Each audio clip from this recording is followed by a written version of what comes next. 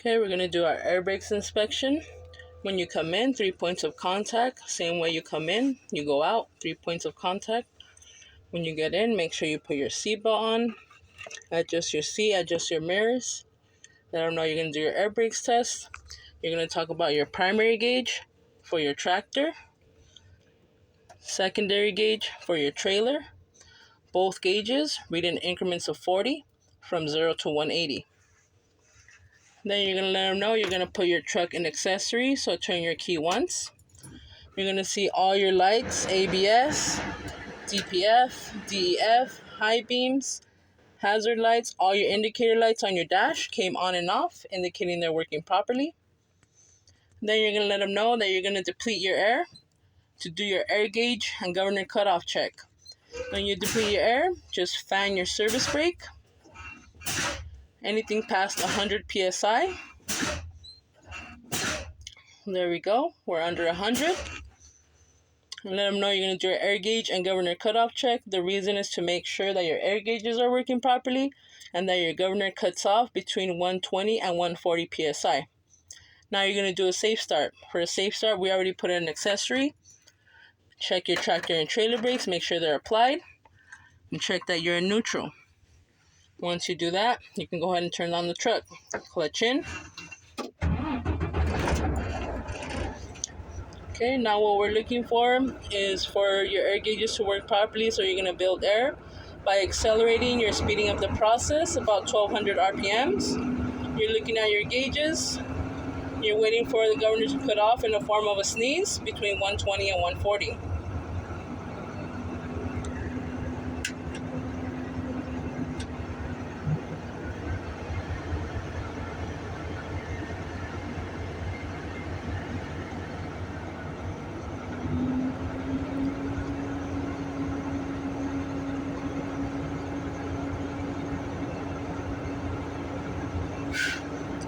Okay, there's a sneeze. Stop accelerating. Your gauge, your primary gauge, reads 130 psi. This is a good test because your air gauges are working properly and your governor cut off between 120 and 140 psi. You can also let them know going forward you're going to be reading your primary gauge. Your next test is your air leakage rate test. The reason for this test is you're checking for leaks in the system. So once you let them know that, you're going to put your clutch in, put it in first gear, put your truck in first gear. You could turn off the truck. Then you can release your clutch. Turn your key back to accessory. Let your needle stabilize. Then you're going to release your tractor and your trailer brake. So releasing is pushing in, applying or engaging is pulling out. So for your air leakage rate test, you're checking for leaks in the system. You're pushing in your brakes. You're checking for your needles to stabilize. They're stable. Then you're going to go ahead and push on your service brake. You're going to hold your service brake all the way down, and you're waiting for your needles to stabilize. As you see, they stabilized at 100 psi. So now you're going to start a minute. In this minute, all combination vehicles should not lose more than 4 psi. And you're going to pay attention to your primary gauge. Make sure you remember what you called out. In this instance, we called out 100 psi. And you're holding your service brake even till the minute's up. You still want to keep a hold of that service brake. You're waiting to see if your needles move, if you lose any pressure. Right now, we're getting close to 30 seconds.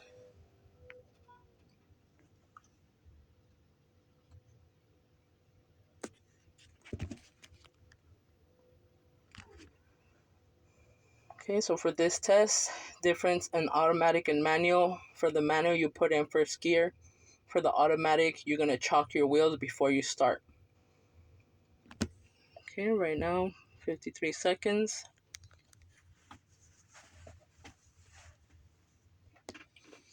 Okay, so your minute's up. Your primary still reads 100 psi. This was a good test because we did not lose any pressure or more than 4 psi in that minute. Now you can release your service brake. The next test is called your air warning devices test. The reason for this test is to make sure that your light and buzzer activate no lower than 55 psi. In this vehicle, keep in mind you will not hear the buzzer unless the engine is running. Once you do that for this test, all you're going to do is fan your service brake. All the way in, all the way out, watch your needles. Watch your primary gauge. You're going to keep fanning until you see your lights activate. You're just fanning your service brake. There's my lights come on.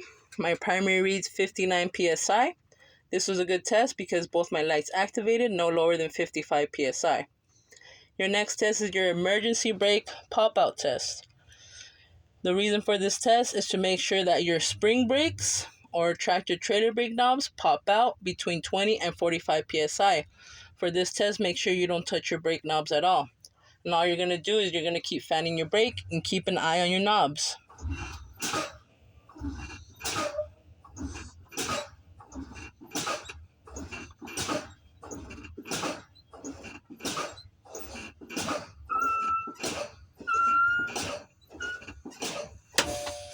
Okay, as we see, the trailer brake popped out. Your secondary is reading about 30 psi. You're going to continue to fan until your tractor or parking brake pops out.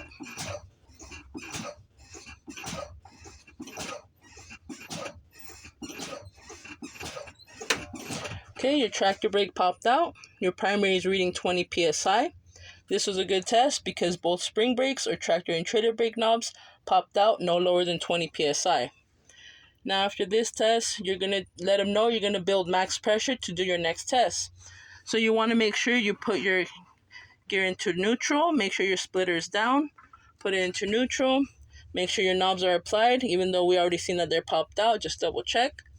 Then you can go ahead and start your truck. You can let them know that's the sound of your buzzer for your warning device test. For this time, if you like, you can do your in-cab inspection. So you would just let them know I'm going to do my in-cab, and you would let the pressure build by itself. And you can do your in-cab. There's another video on this. If you didn't want to do that, you just let them know you're going to accelerate to build max pressure. If you do your in-cab, just let it accelerate. Do not accelerate. Let it build by itself, and then mention all your emergency equipment and all the stuff for your in-cab. For this video, we're just going to do air brakes. So we're going to go ahead and accelerate to build max pressure to do our next test.